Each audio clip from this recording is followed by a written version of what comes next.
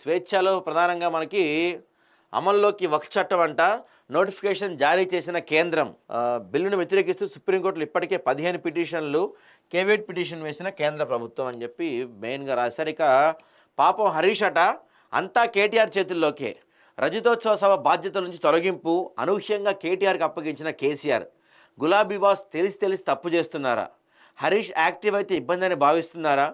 తన్నీరును కేవలం మెదక్ సిద్దిపేటకే పరిమితం చేస్తారా?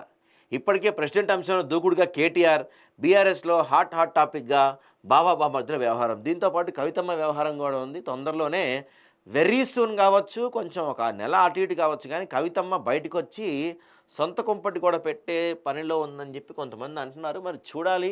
గురుకులాల్లో కోడింగ్ కోర్సులు, యూకే ఫౌండేషన్తో 5 ఏళ్ల ఒప్పందం, 6వ తరగతి నుంచి ఇంటర్మీడియట్ వరకు శిక్షణ. సోషల్ వెల్ఫేర్ సెక్రటరీ అలుగు వర్షిని వెల్లడి. ఇక 15 నిమిషాల్లో భూ రిజిస్ట్రేషన్స్ చేసేస్తామంటున్నారు. 10 నుంచి స్లాట్ బుకింగ్ విధానం. పైలట్ మోడ్లో 22 సబ్ రిజిస్టర్ ఆఫీసుల ఎంపిక. చట్ట సవరణలో డబుల్ రిజిస్ట్రేషన్ చెక్. మంత్రి పొంగులేటి. ఇక 12,000 కొత్త కొలువులు అంటండి. వివిధ శాఖల్లో ఖాళీల భర్తీకి ఏర్పాట్లు, ఉద్యోగుల కల్పన దిశగా ప్రభుత్వ కసరత్తు. ఇచ్చిన మాట నిలబెట్టుకున్న సర్కారు. నిజంగా 12,000 ఉద్యోగాలు ఇస్తే సంతోషమే కదా. ఇక తుది దశకు డైరెక్టర్ల నియామకం. 16 పోస్టులకు 152 అప్లికేషన్లు.